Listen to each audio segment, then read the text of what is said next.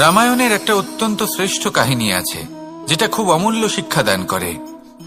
দশানন যখন ধরাশায়ী হলেন এবং মৃত্যুশয্যায় শুয়েছিলেন, ওনার শেষ নিঃশ্বাস ত্যাগের সময় শ্রীরাম লক্ষ্মণকে বললেন যে, হে লক্ষ্মণ, রাবণের কাছে যাও, ওখানে যাও, ওনার থেকে কিছু জ্ঞান অর্জন করে এসো। উনি হলেন মহাজ্ঞানী, আর ওনার থেকে জ্ঞান অর্জনের এটাই শ্রেষ্ঠ সুযোগ। লক্ষ্মণ প্রথমে মানতে চাইলেন না, কিন্তু শ্রীরাম বোঝানোর পরে লক্ষ্মণ ওনার কাছে গেলেন, রাবণের মাথার কাছে গেলেন আর বললেন, দাদা বলেছেন আপনার থেকে জ্ঞান অর্জন করতে। রাবণ কিছুই বললেন না। লক্ষ্মণ বললেন, আপনি তো দেখছি খুব অহংকারী, মৃত্যুশয্যায় শুয়ে আছেন, শেষ নিঃশ্বাস ত্যাগ করতে চলেছেন, আর তাও এত অহংকার। রাবণ বললেন, নিজের দাদা রামকে ডাকো। শ্রীরাম এলেন, রাবণের পায়ের কাছে এসে দাঁড়ালেন। উনি নিজের হাত জোড় করলেন আর বললেন, হে মহাপণ্ডিত রাবণ, আপনি হলেন মহাজ্ঞানী, দয়া করে আমাদের কিছু জ্ঞান প্রদান করুন। রাবণ বিনম্র চিত্তে ওনার কথা শুনলেন, খুব বিনম্র চিত্তে ক্ষমা প্রার্থনাও করলেন, আর এই সংসার একটি অত্যন্ত শ্রেষ্ঠ জ্ঞান লাভ করল। এর দ্বারা আমরা ঠিক কি শিক্ষা লাভ করি? রাম এবং লক্ষ্মণ দুজনেই ছিলেন তেজস্বী, দুজনেই ছিলেন শ্রেষ্ঠ, ছিলেন বীর, ছিলেন বলবান। কিন্তু শ্রীরামকে মর্যাদা পুরুষোত্তম বলা হয়ে থাকে, কারণ উনি বীর ছিলেন, সাহসী ছিলেন, তার সাথে একটি অত্যন্ত গুরুত্বপূর্ণ গুণ ছিল। সেই গুণ হল বিনম্রতা। এটা খুবই শ্রেষ্ঠ একটা গুণ। যদি কেউ আপনাকে কটু কথা শোনায়, তাহলে উত্তরটা আপনি বিনম্রভাবেও দিতে পারেন। এই বিনম্রতা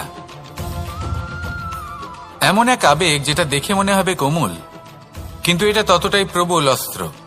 এমন একটা অস্ত্র যা সকলকে নিরস্ত্র করে দিতে পারে। যদি আপনি সাহসী হন এবং বিনম্র হন, তাহলে আপনি বিজয়ী হবেন। যদি আপনি জ্ঞানী হন এবং বিনম্র হন, তাহলে আপনি অবশ্যই মহাজ্ঞানী হয়ে উঠবেন। তাই নিজের মনে বিনম্রতা ধরে রাখুন আর ভালোবেসে বলুন, রাধা রাধা। আজ আমরা আবার সাফল্য আর অসফলতার বিষয়ে কথা বলবো। সফল ব্যক্তি কে হয় এবং অসফল ব্যক্তি কে হয়, এই বিষয়ে আমরা আগে অনেকবার কথা বলেছি। প্রত্যেক ব্যক্তি সাফল্য লাভ করতে চান, কিন্তু প্রত্যেক ব্যক্তি সাফল্য লাভের এই কাজে সফল হতে পারেন না। এবার এটা কেন হয়, এর পেছনে কারণটা কি? কারণ হলো ভয়। সফল ব্যক্তি হলেন তিনি যিনি নিজের সিদ্ধান্ত দ্বারা এই সমস্ত সংসারকে বদলে দিয়ে থাকেন, এবং অসফল ব্যক্তি হলেন তিনি যিনি এই সংসারকে দেখে এর বিষয়ে ভেবে নিজের সিদ্ধান্ত বদলে ফেলেন। প্রয়োজন হল নিজের লক্ষ্যের বিষয়ে ভেবে দেখার, পথের বিষয়ে ভেবে দেখার। একবার যদি আপনি পথ নির্বাচন করে থাকেন, সেই পথে অগ্রসর হতে থাকুন আর তাতে অটল থাকুন। সবসময় দৃঢ় প্রতিজ্ঞ হন। আপনি যদি কোনো পথে টিকে থাকেন আর নিরন্তর পরিশ্রম করতে থাকেন, তবেই আপনার জীবনে সাফল্য আসবে। যদি কথায় কথায় লোকে কি ভাববে, লোকে কি বলবে, একথা ভেবে নিজের সিদ্ধান্ত পাল্টান, তাহলে কখনো নিজের লক্ষ্যে পৌঁছতে পারবেন না। আসুন আমার সাথে ভালোবেসে বলুন, রাধা রাধা। নিজের নিজের অভিজ্ঞতাগুলো দেখে, তার পরিণাম দেখে প্রত্যেক মানুষের মনে একটা ধারণা জন্ম নেয়। প্রজন্মের পর প্রজন্ম যখন অগ্রসর হতে থাকে, এই ধারণাগুলোই কারণ হয়ে ওঠে যা মানুষের জীবনে তার শুভর, অশুভর, লাভের, ক্ষতির এই সবকিছুর আধার হয়ে ওঠে। যেমন ধরুন, আপনি কোথাও যাচ্ছেন আর পথে বেড়াল রাস্তা পার করে গেল, সেটা অশুভ বলা হয়। কেউ হাঁচলে কাজ থামিয়ে দেওয়া হয়। বলা হয় যখন আপনি কোনো শুভ কাজ করতে যাবেন, তখন মিষ্টি খেয়ে যাবেন, কাজ সফল হবে। যদি কোনো ব্যক্তি অনুচিত কথা বলে দেন, তার মানে অনুচিত কিছুই ঘটবে, আদি ইত্যাদি। এরকম অনেক সংখ্যক ধারণা আছে। কিন্তু সবকিছু যদি এরকমই হতো, তাহলে প্রত্যেক মানুষ নিজের কথা দ্বারা নিজের বা অন্য কারোর জীবন স্বর্গতুল্য করে তুলত, নয়তো নরকে পরিণত করত। কিন্তু এরম কি আদৌ হয়? না। কারণ এই সব ধারণা, এই সব কিছু এর উৎস হলো মানুষের মন, তার মস্তিষ্ক। যখন আমরা কোনো বাক্য বা কোনো ধারণাকে একটু বেশি গুরুত্ব দিয়ে ফেলি, তার উপর একটু বেশি বিশ্বাস করে ফেলি, তখন যেটা হয়, তখন আমাদের এই ইচ্ছে শক্তি তার সঞ্চার হয় সেই বাক্যের মাধ্যমে। আর সেই জন্য সেই বাক্য আস্তে আস্তে ফলপ্রসূ হতে থাকে। এটা হলো মানুষের মনের শক্তি, তার মস্তিষ্কের শক্তি। এটা কখনো ভুলে যাবেন না। এটা প্রয়োগ করুন আর তার সদ্ব্যবহার করুন। একে প্রয়োগ করুন নিজের লক্ষ্যে পৌঁছানোর জন্য, শুভ কর্ম করার জন্য। আসুন আমার সাথে ভালোবেসে বলুন, রাধা রাধা। সবাই বলেন যে জীবনে কাদের সঙ্গ লাভ করছি সেটা খুব গুরুত্বপূর্ণ। এক ঝুড়ি ফলের মধ্যে যদি একটা পচা ফল আপনি রেখে দেন, তাহলে আস্তে আস্তে সমস্ত ফল পচে যায়। সেই জন্য কথায় আছে যে কুসঙ্গ থেকে দূরে থাকো। কিন্তু কি করা যায়? এই সংসার খুবই ছোট। যেখানে আমরা কাজ করি, যেখানে আমরা থাকি, যে পথে আমরা আসা যাওয়া করে থাকি, যে পথে আমরা ভ্রমণ করি, সেখানে এমন অনেক সংখ্যক ব্যক্তি থাকেন যাকে দেখে আমরা মনে করি যে এদের থেকে দূরে থাকতে হবে। তখন আমরা কি করতে পারি? তাদের কি আমরা পরিত্যাগ করব? তাহলে এই সংসারে এমন অনেক মানুষ আছেন, তাহলে কি সংসারই পরিত্যাগ করব? না।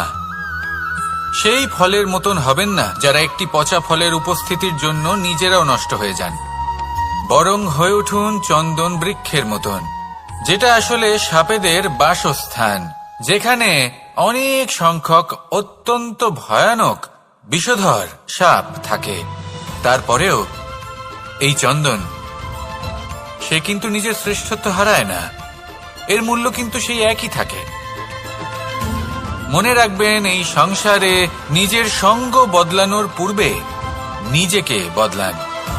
নিজেকে কিছুটা এমন ভাবে গড়ে তুলুন যে কেউ আসুক না কেন, সে যেন আপনাকে বিভ্রান্ত বা দূষিত না করতে পারে। আসুন আমার সাথে ভালোবেসে বলুন, রাধা রাধা। কখনো আমরা কোনো হাটে যাই, কোনো বিশেষ বস্তু কেনার থাকে। ওখানে যাই, গিয়ে অন্য কারোর কথা শুনে অন্য কোনো বস্তু কিনে নিয়ে আসি, অদরকারি জিনিস কিনে ফেলি। তারপর ভাবি যে আমরা এরকম কেন করলাম, এটা আমরা ভুল করলাম, আমার এটা করা উচিত হয়নি, আদি ইত্যাদি। মানুষ যখন জীবনে এমনই সিদ্ধান্ত নিয়ে বসে, এমন নির্বাচন করে, তখন সেই সিদ্ধান্ত নিশ্চিত রূপে তার ভবিষ্যতের জন্য অত্যন্ত গুরুত্বপূর্ণ হয়। কিন্তু যদি আপনি কোনো অনুচিত চয়ন করে ফেলেন, তাহলে মন খারাপ করবেন না, সেই গ্লানিবোধ নিয়ে কষ্ট পাবেন না। সামনে অগ্রসর হতে থাকুন, কারণ এই অনুচিত নির্বাচন আপনাকে উচিতভাবে জীবনযাপনের পথ দেখাতে পারে। এবার যদি আমি আপনাকে বলি যে আপনি আগুনে হাত দিন, সেটা কি আপনি করবেন? করবেন না। কেন? কারণ জীবনে কোনো না কোনো দিন আপনি একটা ভুল নির্বাচন করে আগুনে হাত দিয়েছিলেন। তারপরে আপনি শিক্ষা পেয়েছিলেন যে আমি জীবনে আর কোনোদিন আগুনে আর কিছুতেই হাত দেব না। এই জীবনও ঠিক সেরকমই। জীবনের সেই সব অধ্যায়, সেই সব সময় যা ব্যর্থ হয়েছে, সেটা নিয়ে ভেবে সময় নষ্ট করবেন না। সেটা থেকে যে শিক্ষা পেয়েছেন সেটা মনে রাখুন, আর যে অধ্যায় বাকি রয়েছে, যে সময় বাকি রয়েছে, তাতে কিভাবে সফল হওয়া সম্ভব সেই বিষয়ে ভাবুন। আর আমার সাথে ভালোবেসে বলুন, রাধা রাধা। এই সংসারে প্রত্যেকটা জিনিসের নিজস্ব একটা বিশেষত্ব আছে, আর তার বিশেষত্বর জন্যই তাকে বিশেষ গুরুত্ব দেওয়া হয়। যদি কথা বলি অস্ত্রের, যেমন তরোয়াল, তরোয়াল নির্মাণ করা হয়েছে রক্ষার জন্য। কত তাড়াতাড়ি সে সামনে উপস্থিত শত্রুকে নিধন করতে পারে।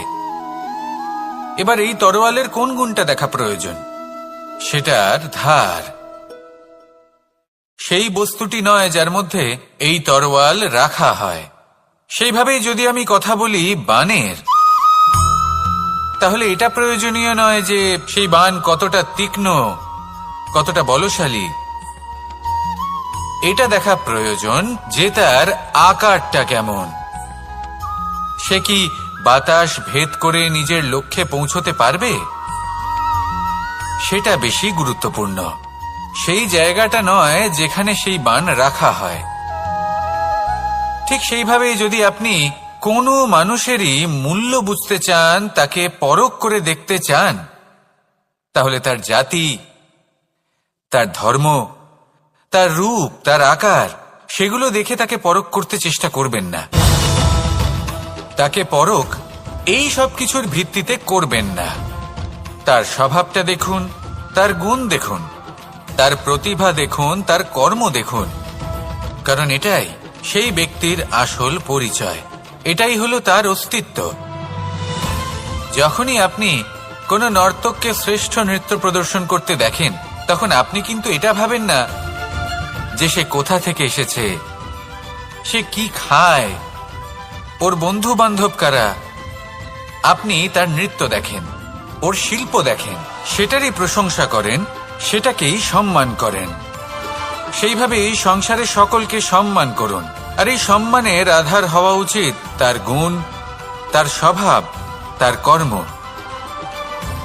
তার রূপ আর তার বেশভূষা নয়। আসুন আমার সাথে ভালোবেসে বলুন, রাধা রাধা। এই সংসার বলে যে কৃষ্ণ হলো মহাযোগী, কেউ বলে যে কৃষ্ণ হলো সাংখ্যযোগের প্রবর্তক, কেউ বলে ভক্তিযোগের, কেউ বলে জ্ঞান যোগের, কেউ কেউ এটা মনে করেন যে অষ্টাঙ্গ যোগের প্রভু হলাম আমি। কিন্তু এই যোগ আসলে কি? যোগ বিষয়টাকে বোঝা খুব একটা কঠিন নয়, কিন্তু সেই যোগকে নিজের যাপনের অংশ করে তোলা হলো অত্যন্ত কঠিন, আর তার জন্য প্রয়োজন অভ্যাস। যোগ শব্দটার অর্থ হলো যুক্ত করা, আর এটা আমি ছোটবেলায় শিখেছিলাম। যখন আমার মাখন খেতে ইচ্ছে করত আর মা মাখনের সেই হাঁড়িটা ওপরে টাঙিয়ে রাখতেন, তখন আমরা ভাবতাম যে অত দূরে পৌঁছবো কি করে। তখন আমরা যোগের বিষয়ে জানতে পারলাম, আর তখন জানতে পারলাম যে সব থেকে গুরুত্বপূর্ণ যোগ আসলে কি? সহযোগিতা, সাহায্য। আমরা সব সখারা একসাথে জড়ো হতাম, একে অপরের পিঠের ওপর উঠে দাঁড়াতাম, আর তারপর আমরা ওই মাখনের হাঁড়ির কাছে পৌঁছতে পারতাম, আর তারপর আমরা সবাই মিলে সেই মাখন ভাগ করে খেতাম। সহযোগিতা, এটা অত্যন্ত গুরুত্বপূর্ণ। পাণ্ডবরাও মহাভারতে এটাই করেছিলেন। ওনাদের সাথেও কেউ ছিল না, একে অপরকে সাহায্য করে ওনারা অনেক বীরদের একত্রিত করেছিলেন। তারপর অবশেষে মহাভারতের এই মহাযুদ্ধে ওনারা জয়লাভ করেছিলেন। রামায়ণে রাম এবং লক্ষ্মণের সাথে কেউ ছিল না। সহযোগিতার মাধ্যমে ওনারা ভাল্লুক আর বানর সেনাকে একত্রিত করেছিলেন, আর এই সংসারের সব থেকে প্রবল রাক্ষস রাবণকে বধ করেছিলেন।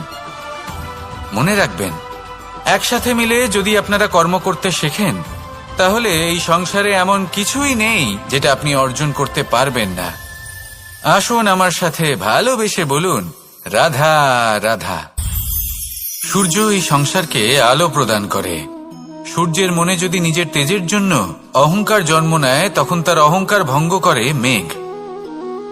সূর্যের আলো পূর্ণরূপে ঢেকে দেয়। মেঘের মনে যদি নিজের গতি নিয়ে অহংবোধ জন্ম নেয়, তাহলে মেঘের অহংকার ভঙ্গ করে পর্বত, মেঘের গতি অবরুদ্ধ করে দেয়। এবার যদি পর্বত নিজের নিশ্চলতা নিয়ে অহংকার করে, তাহলে সেই অহংবোধ ভঙ্গ করে একটি মূষক, সেই বিশাল পর্বতে একটি ছিদ্র করে দেয়। এবার যদি মূষকের নিজের মনে অহংবোধ জন্ম নেয়, তাহলে জল তার অভিমান ভঙ্গ করে, সেই ছিদ্র দিয়ে প্রবেশ করে। আর যদি জলের মনে অহংবোধ জন্ম নেয়, তখন মানুষ বাঁধ নির্মাণ করে তার গতিপথ রুদ্ধ করে, জলের অহংকার ভঙ্গ করে। আর যদি মানুষের মনে অহংকার জন্ম নেয়, তখন সূর্য নিজের তাপ দ্বারা মানুষের অহংকার ভঙ্গ করে। এই সংসারে অহংকার প্রদর্শন করার কোনো প্রয়োজন নেই। আমাদের সবার মধ্যেই কিছু বিশেষ গুণ আছে, আর সবার মধ্যে কোনো না কোনো দোষও আছে। এই প্রকৃতি আমাদের কি শিক্ষা দেয়? কেউ একে অপরের সাথে লড়াই করে না, একে অপরের জন্য বাধা সৃষ্টি করে না, শুধু নিজের কর্ম করে। সূর্য নিজের প্রকাশ দ্বারা বনস্পতি এবং গাছপালাকে জন্ম দেয়। মেঘ বর্ষা সৃষ্টি করে লুপ্ত হয়ে যায়, আবার নির্মিত হয়। পর্বতের সেই নিশ্চলতা সেই বর্ষাকে একটা দিশা প্রদান করে, আর তারপরে তা ধারা হয়ে প্রবাহিত হয়ে যায়। এইসব কি? এইসব একটা সম্পর্ক, একটা চক্রের মতো। সবাই একসাথে নিজের কর্ম করে, তাই এই চক্র আবর্তিত হয়। এটা আমাদেরও করতে হবে, একসাথে মিলে কাজ করতে হবে। কারোর জন্য বাধা হয়ে উঠলে হবে না, কাউকে ছোট মনে করলে হবে না। এটাই করতে থাকুন, সবাই মিলেমিশে কর্ম করুন। প্রকৃতি আমাদের এই শিক্ষাই দেয়। আসুন আমার সাথে ভালোবেসে বলুন, রাধা রাধা। একটি সোনার মুদ্রা নিন, সেটা জলে ফেলে দিন, তারপর তুলে নিন, সেটা মাটিতে ফেলে দিন, আবার তুলে নিন, কাদায় ফেলে দিন, আবার তুলে নিয়ে হাতুড়ি দিয়ে তার উপর প্রহার করুন। তারপরেও সেই সোনার মুদ্রার মূল্য সেটাই থাকে যা আগে ছিল, তাই না? এটা হলো উদাহরণ সংসারের সেই প্রত্যেকটা জীবের জন্য, প্রত্যেকটা মানুষের জন্য। কখনো কখনো জীবনে সাফল্যের বদলে আমরা বিফলতা পাই। যতটা আশা করেছিলাম ততটা শ্রেষ্ঠ কর্ম করতে পারি না। কখনো বা আমরা ভুল করে ফেলি, কখনো আমরা অনুচিত কর্ম করে ফেলি, কখনো সংসার আমাদের বুঝতে পারে না। তার পরিণামস্বরূপ এই সংসার আমাদের নিন্দা করে, আমাদের উপেক্ষা করে, আমাদের বিষয়ে কটু কথা বলে, কখনো সামনাসামনি বা কখনো পেছনে। সংসার এমন একটা আচরণ করে যেন আমাদের সাথে কথা বলাটাই একটা বিশাল অপরাধ। এবার সেক্ষেত্রে কি করা উচিত? মনকে শান্ত করা উচিত। বেশিরভাগ ক্ষেত্রেই এমন সময় মানুষ এটা ভেবে বসে যে তার জীবনের কোনো মূল্যই নেই। তার মনে হয় যে সে এই সংসারে শুধু একটা বোঝার সমান। সে নিজেকে ঘৃণা করতে থাকে, ওর মনে হয় যে তার জীবন শূন্য। কিন্তু তা নয়। আপনি সোনার মুদ্রার মতো, যদি আপনার মধ্যে সেই গুণ থাকে, আপনি শ্রেষ্ঠ কর্ম করেন, আপনার মধ্যে সেই বিদ্যা থাকে, আপনি নিরন্তর প্রয়াস করেন, সৎকর্মের পথে এগোতে থাকেন, তাহলে আপনার নিজের যে মূল্য তৈরি হয় সেটা কোনো পরিস্থিতিতে কোনো ব্যক্তি আপনার থেকে কেড়ে নিতে পারবে না। শুধু নিজে ভেঙে পড়বেন না, এটা ভাবুন যে সম্মান আপনি হারিয়েছেন সেটা আপনি কিভাবে ফিরে পেতে পারেন, তার জন্য কি করতে হবে। যে ধন আপনি হারিয়েছেন সেটা পেতে হবে কিভাবে, তার জন্য কি কি করতে হবে। শান্ত মনে সবটা ভেবে দেখুন, সিদ্ধান্ত নিন এবং অগ্রসর হন। আপনি এই সংসারের কাছে তেমনই হয়ে উঠবেন যেমন আপনার কর্ম হবে। যদি তা শ্রেষ্ঠ হয় সবাই তাই ভাববে। আসুন আমার সাথে ভালোবেসে বলুন, রাধা রাধা। মানুষ যখনই কোনো পর্বতারোহণ করতে শুরু করে তখন সে বারবার পড়ে যায়, বারবার উঠে দাঁড়ায়, সামনে এগোতে চেষ্টা করে। কিন্তু যদি সে দৃঢ় নিশ্চয় করে থাকে তাহলে সে অবশেষে সেই পর্বতের শিখরে পৌঁছেই যায়।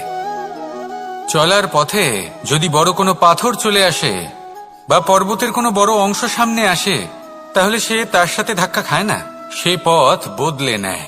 কিন্তু বাধা তাকে সবসময় পেতেই হয়, আর সেই বাধা সে পায় ছোট ছোট পাথরের দ্বারা। তাদের উপর পা পড়লে তার পা পিছলে যায় আর সে পড়ে যায়।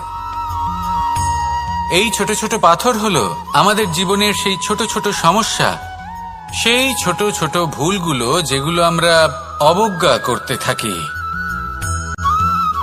আমরা ভাবি এর দ্বারা কি বা ক্ষতি হবে, কিন্তু সেগুলোই অনেক সময় আমাদের অসফলতার কারণ হয়ে দাঁড়ায়। যত তাড়াতাড়ি সম্ভব এই ছোট ছোট পাথরগুলিকে জীবন থেকে তুলে ফেলে দিন। ভুল হওয়াটা স্বাভাবিক, কিন্তু তার মানে এই নয় যে বারবার সেই ভুলের পুনরাবৃত্তি ঘটবে। ভুলটা বুঝুন, সেটা স্বীকার করুন আর সেটা শুধরে নিন। যখন আপনি এটা করতে শিখবেন তখনই খুব তাড়াতাড়ি আপনি সেই শিখরে পৌঁছতে পারবেন। আর যখন পৌঁছে যাবেন তখন এই মন প্রসন্ন হয়ে বলবে, রাধা রাধা। আপনি কখনো পলাশ ফুল দেখেছেন? কি সুন্দর দেখতে, লাল রক্তবর্ণ, উজ্জ্বল, কিন্তু এতে কোনো সুগন্ধ নেই। সেই জন্য ওকে শুধু চোখ ভরে দেখতে ইচ্ছে করে। দেখবেন তাকে কিন্তু পুজোতে ব্যবহার করা হয় না, এই ফুল দিয়ে মালা বানানো হয় না। সেরকমই আমাদের জীবনে এমন অনেক ব্যক্তি রয়েছেন যাদেরকে সম্মান অর্জন করতে হয়। যদি আপনি কোনো উচ্চ বংশে জন্ম নিয়ে থাকেন এবং আপনার কাছে সবকিছু থাকে, ধন ঐশ্বর্য থাকে, সবকিছু আপনি আগে থেকেই পেয়ে গেছেন, তাও কিন্তু এই সংসার আপনাকে সম্মান দেবে না। ততক্ষণ পর্যন্ত দেবে না যতক্ষণ না আপনি নিজের অন্তরে গুণ জাগ্রত করছেন, শ্রেষ্ঠ কর্ম করছেন, নিজের অন্তরে ইতিবাচক মনোভাবের এই সুবাস জাগ্রত করছেন।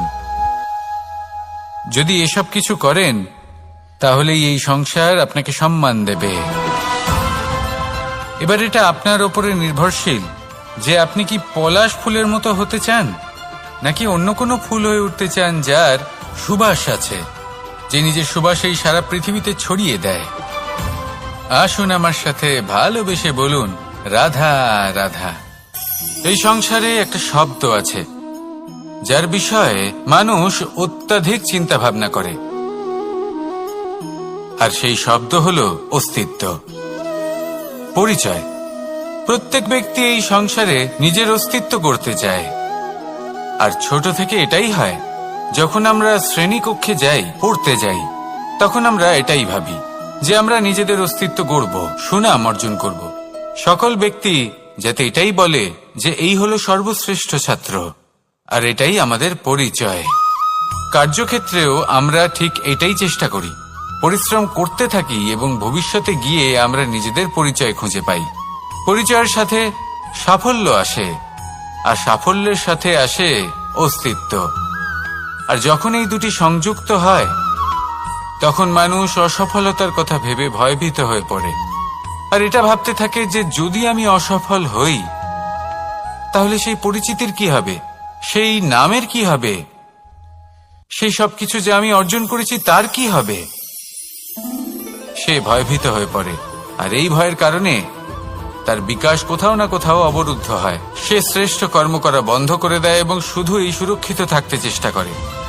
আর অসফল হলে তাতে ভয় পাওয়ার কোনো প্রয়োজন নেই, কারণ যখন আপনি সফল হন তখন এই সাফল্য আপনার পরিচয় এই সংসারের সাথে করায়।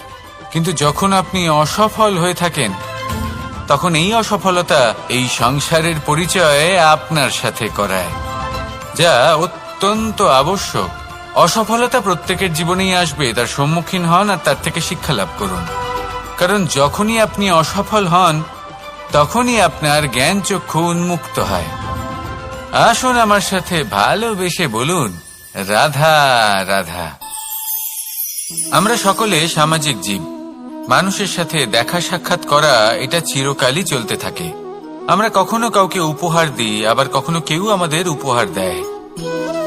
কখনো কি এমন হয়েছে যে আপনি কাউকে একটা উপহার দিয়েছেন, কিছু সময় পরে বা কিছু মাস পরে সেই উপহারই ঘুরে ফিরে আপনার কাছেই এসেছে, অর্থাৎ সেই বস্তুটাই আপনার কাছে আবার ফিরে এলো? এরকম হয়। ছেলেবেলায় একদিন একজনের বিবাহ ছিল, তখন মা তাকে একটা উপহার দিতে চাইছিলেন, তাই তিনি একটা পোশাক বানালেন আর সেটাকে সুসজ্জিত করছিলেন। আমি দেখলাম আর জিজ্ঞেস করলাম যে মা, এই পোশাক এত সুসজ্জিত করার কি আছে? তখন মা বললেন যে কানাই, কখনো কাউকে এমনই উপহার দেবে, এমন প্রকারে দেবে যে সেটা যদি আবার ঘুরে ফিরে তোমার কাছে ফিরে আসে তাহলে যেন তোমার খারাপ না লাগে। এটাই কিন্তু হয় আমাদের ব্যবহারের সাথে, কর্মের সাথেও এবং আমাদের কথার সাথেও। তেমনই আচরণ করবেন যে আচরণ আপনি সহ্য করতে পারবেন। যদি মুখ থেকে কটু কথা বেরোতে থাকে তখন নিজেকে সংযত করে নিন। সেই শব্দই প্রয়োগ করুন যেটা আপনি তার বদলে শুনতে চাইবেন এবং আপনার দুঃখও হবে না। কারণ আপনার কর্ম এমন একটা উপহার যেটা আবার ঘুরে ফিরে ফলস্বরূপ আপনার কাছেই আসবে। সেই জন্য নিজের আচরণ শুভ করুন, নিজের মানসিকতা শুভ করুন, নিজের মুখ থেকে মধুর বাণী নিঃসৃত করুন, আর এইভাবেই মধুরভাবে বলুন, রাধা রাধা। পাশা নামক এই খেলাটি আপনারা নিশ্চয়ই খেলেছেন, না খেলে থাকলে দেখেছেন, আর যদি দেখেও না থাকেন তাহলে নিশ্চিত রূপে শুনেছেন। মহাভারতের এই মহাযুদ্ধ কোথাও না কোথাও এই পাশা নামক খেলার কারণে হয়েছিল। পাশারি, বিচিত্র খেলা, দান এইসবের কারণে কেউ নিজের মাথায় রাজ মুকুট পরিধান করেছিলেন, আবার সেখানেই পরাজিত হওয়ার জন্য কাউকে বনবাসও ভোগ করতে হয়েছিল। কিন্তু এই খেলা সমাপ্ত হওয়ার পরে সমস্ত ঘুঁটি আর এই পাশার ছক একই পুটলিতে স্থান পেল। এটাই হলো আমাদের জীবন। এই সংসারে আমরা জয় পরাজয়ের বিষয়ে এতটাই ভাবি, এত চিন্তা করি যে এই জীবনের খেলার আনন্দটাই উপভোগ করতে পারি না। আর অবশেষে কি হয়? কেউ জয়ী হন, কেউ পরাজিত হন, কিন্তু দুজনেই একই স্থানে পৌঁছে যান। প্রত্যেক ব্যক্তি মৃত্যুর পরে একটি নির্দিষ্ট স্থানেই পৌঁছতে বাধ্য, কিন্তু ততক্ষণ এই জীবন, এই খেলা, তার আনন্দ উপভোগ করুন। এই সংসারে সেই ব্যক্তি শ্রেষ্ঠ স্থানে পৌঁছতে পেরেছেন যিনি এই সংসারকে প্রকাশ প্রদান করেছেন, যিনি কখনো জয় পরাজয় এ বিষয়ে ভাবেননি, শুধু এই জীবনের খেলার আনন্দ উপভোগ করেছেন। এটাই আপনিও করুন আর আমার সাথে ভালোবেসে বলুন, রাধা রাধা। প্রত্যেক মানুষ নিজের জীবনে দুঃখ অনুভব করেন। প্রত্যেকের দুঃখ আলাদা হতে পারে। কারোর মনে এই দুঃখ থাকে যে সে তার বাবা মায়ের সব ইচ্ছে পূরণ করতে পারেননি। কেউ এটা ভেবে দুঃখ পান যে সে চিরকাল সদাচার করেছেন, সৎকর্ম করেছেন, কিন্তু তাও তাকে দুরাচারী বলে মনে করা হয়। কেউ এটা ভেবেও দুঃখ পান যে তার সামনে যে ব্যক্তি রয়েছেন তার চোখে তিনি শত্রু হয়ে উঠেছেন বা দুষ্ট হয়ে উঠেছেন, যেখানে তিনি হয়তো কোনো অনুচিত কাজই করেননি। এবার এই সমস্ত বিষয় নিয়ে ভেবে নিজের ব্যক্তিত্ব নিয়ে সন্দেহ প্রকাশ করবেন না। যদি নিজের ব্যক্তিত্ব নিয়ে কোনো সন্দেহ থেকে থাকে তাহলে কর্ম সংক্রান্ত প্রশ্ন করুন যে আপনি যা করেছেন তাতে কি উচিত ছিল, কি অনুচিত ছিল। যেটা প্রয়োজন সেটা এটা বোঝার যে আপনার অন্তর্মন, আপনার বিবেক আপনাকে কি বলছে, আর আপনার অন্তর্মন আর আপনার বিবেক আপনাকে যেটা করতে বলবে শুধু সেটাই করুন। আর তারপরে এই সংসার কি বলবে, কি ভাববে সেসব নিয়ে ভাবতে যাবেন না, কারণ এই সংসার তো ঈশ্বরকেও প্রশ্ন করে থাকে, ঈশ্বরকেও দোষী মনে করে। কখনো কখনো যখন কোনো ঘটনা মানুষের ইচ্ছা অনুযায়ী ঘটে না, তখন মানুষ এটা বলে যে হে ঈশ্বর, আপনি আমার পাশে থাকলেন না, আপনি বড়ই কঠোর, এটা আপনার দোষ। যেখানে বেশিরভাগ সময় হয়তো সে নিজেই নিজের কর্মফল ভোগ করছে।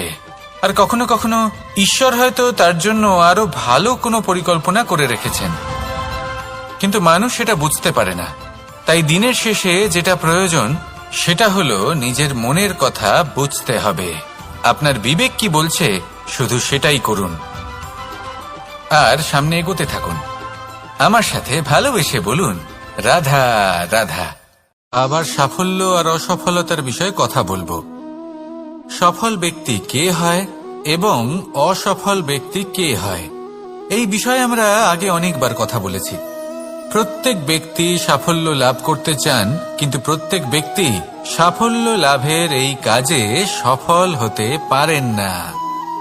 এবার এটা কেন হয়, এর পেছনে কারণটা কি? কারণ হলো ভয়। সফল ব্যক্তি হলেন তিনি যিনি নিজের সিদ্ধান্ত দ্বারা এই সমস্ত সংসারকে বদলে দিয়ে থাকেন, এবং অসফল ব্যক্তি হলেন তিনি যিনি এই সংসারকে দেখে এর বিষয়ে ভেবে নিজের সিদ্ধান্ত বদলে ফেলেন।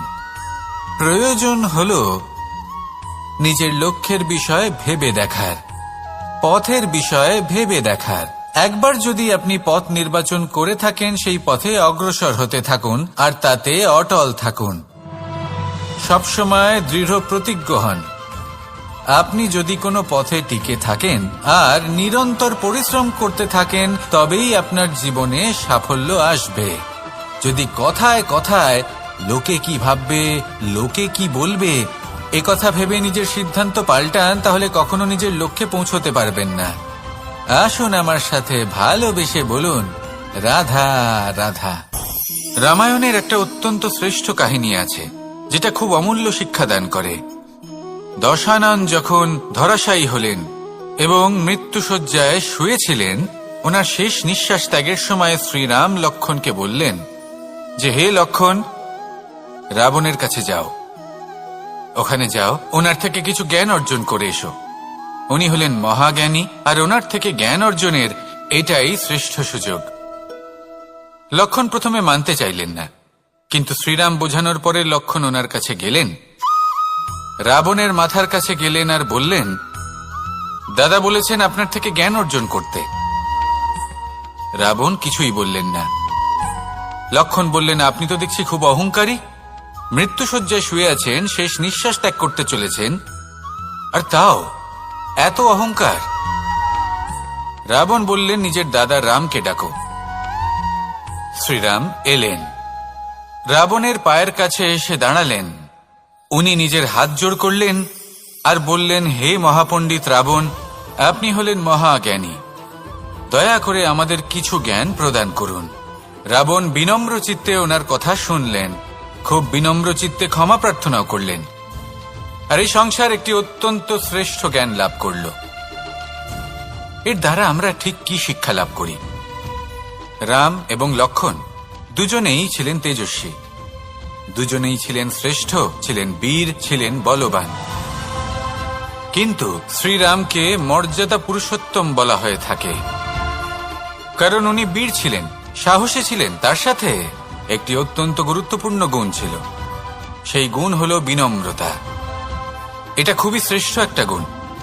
যদি কেউ আপনাকে কটু কথা শোনায়, তাহলে উত্তরটা আপনি বিনম্রভাবেও দিতে পারেন।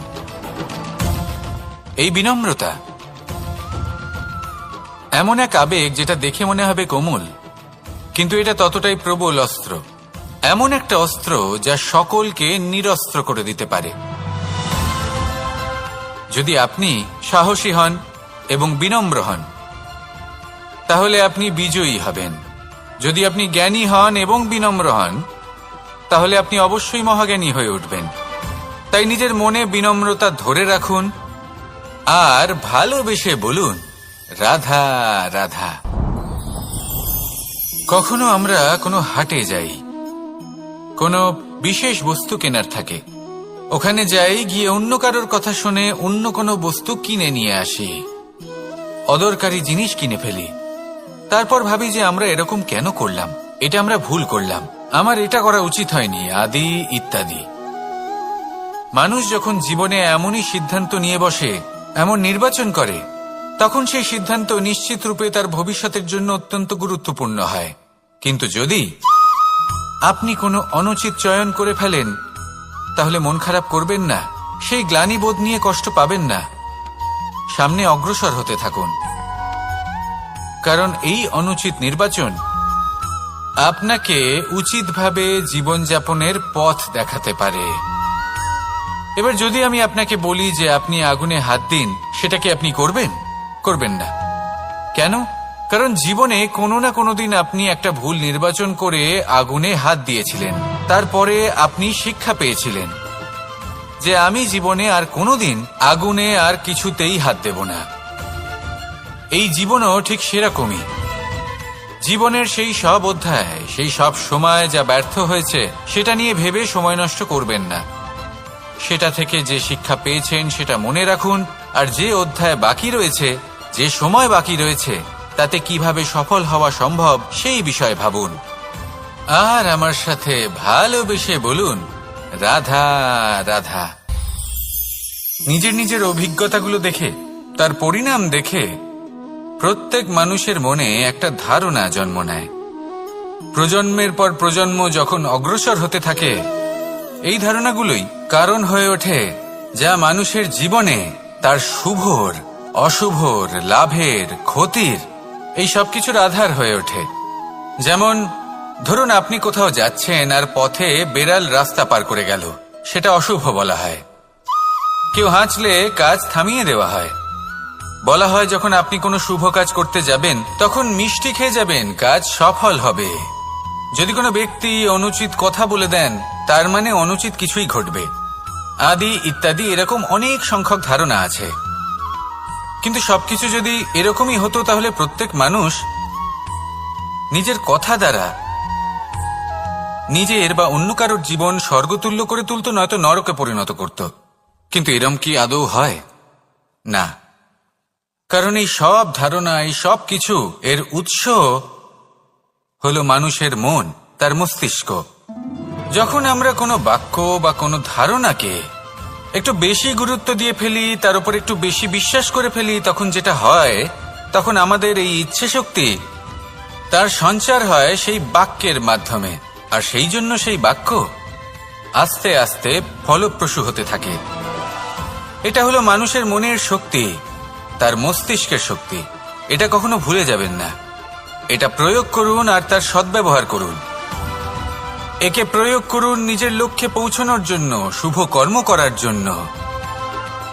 আসুন আমার সাথে ভালোবেসে বলুন, রাধা রাধা। সবাই বলেন যে জীবনে কাদের সঙ্গ লাভ করছি সেটা খুব গুরুত্বপূর্ণ। এক ঝুড়ি ফলের মধ্যে যদি একটা পচা ফল আপনি রেখে দেন, তাহলে আস্তে আস্তে সমস্ত ফল পচে যায়। সেই জন্য কথায় আছে যে কুসঙ্গ থেকে দূরে থাকো। কিন্তু কি করা যায়? এই সংসার খুবই ছোট। যেখানে আমরা কাজ করি, যেখানে আমরা থাকি, যে পথে আমরা আসা যাওয়া করে থাকি, যে পথে আমরা ভ্রমণ করি, সেখানে এমন অনেক সংখ্যক ব্যক্তি থাকেন যাকে দেখে আমরা মনে করি যে এদের থেকে দূরে থাকতে হবে। তখন আমরা কি করতে পারি? তাদের কি আমরা পরিত্যাগ করব? তাহলে এই সংসারে এমন অনেক মানুষ আছেন, তাহলে কি সংসারই পরিত্যাগ করব? না। সেই ফলের মতন হবেন না যারা একটি পচা ফলের উপস্থিতির জন্য নিজেরাও নষ্ট হয়ে যান। বরং হয়ে উঠুন চন্দন বৃক্ষের মতন, যেটা আসলে সাপেদের বাসস্থান, যেখানে অনেক সংখ্যক অত্যন্ত ভয়ানক বিষধর সাপ থাকে। তারপরেও এই চন্দন, সে কিন্তু নিজের শ্রেষ্ঠত্ব হারায় না। এর মূল্য কিন্তু সেই একই থাকে। মনে রাখবেন, এই সংসারে নিজের সঙ্গ বদলানোর পূর্বে নিজেকে বদলান। নিজেকে কিছুটা এমন ভাবে গড়ে তুলুন যে কেউ আসুক না কেন, সে যেন আপনাকে বিভ্রান্ত বা দূষিত না করতে পারে। আসুন আমার সাথে ভালোবেসে বলুন, রাধা রাধা। এই সংসারে প্রত্যেকটা জিনিসের নিজস্ব একটা বিশেষত্ব আছে, আর তার বিশেষত্বর জন্যই তাকে বিশেষ গুরুত্ব দেওয়া হয়। যদি কথা বলি অস্ত্রের, যেমন তরোয়াল। তরোয়াল নির্মাণ করা হয়েছে রক্ষার জন্য। কত তাড়াতাড়ি সে সামনে উপস্থিত শত্রুকে নিধন করতে পারে। এবার এই তরোয়ালের কোন গুণটা দেখা প্রয়োজন? সেটার ধার। সেই বস্তুটি নয় যার মধ্যে এই তরোয়াল রাখা হয়। সেইভাবেই যদি আমি কথা বলি বানের, তাহলে এটা প্রয়োজনীয় নয় যে সেই বান কতটা তীক্ষ্ণ, কতটা বলশালী। এটা দেখা প্রয়োজন যে তার আকারটা কেমন। সে কি বাতাস ভেদ করে নিজের লক্ষ্যে পৌঁছতে পারবে? সেটা বেশি গুরুত্বপূর্ণ। সেই জায়গাটা নয় যেখানে সেই বান রাখা হয়। ঠিক সেইভাবে যদি আপনি কোনো মানুষেরই মূল্য বুঝতে চান, তাকে পরখ করে দেখতে চান, তাহলে তার জাতি, তার ধর্ম, তার রূপ, তার আকার, সেগুলো দেখে তাকে পরখ করতে চেষ্টা করবেন না। তাকে পরখ এই সব কিছুর ভিত্তিতে করবেন না। তার স্বভাবটা দেখুন, তার গুণ দেখুন, তার প্রতিভা দেখুন, তার কর্ম দেখুন। কারণ এটাই সেই ব্যক্তির আসল পরিচয়, এটাই হলো তার অস্তিত্ব। যখনই আপনি কোনো নর্তককে শ্রেষ্ঠ নৃত্য প্রদর্শন করতে দেখেন, তখন আপনি কিন্তু এটা ভাবেন না যে সে কোথা থেকে এসেছে, সে কি খায়, ওর বন্ধু বান্ধব কারা। আপনি তার নৃত্য দেখেন, ওর শিল্প দেখেন, সেটারই প্রশংসা করেন, সেটাকেই সম্মান করেন। সেইভাবে এই সংসারে সকলকে সম্মান করুন। আর এই সম্মানের আধার হওয়া উচিত তার গুণ, তার স্বভাব, তার কর্ম, তার রূপ আর তার বেশভূষা নয়। আসুন আমার সাথে ভালোবেসে বলুন, রাধা রাধা।